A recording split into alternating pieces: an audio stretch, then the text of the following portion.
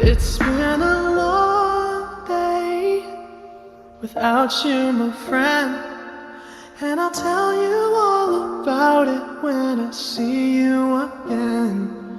We've come a long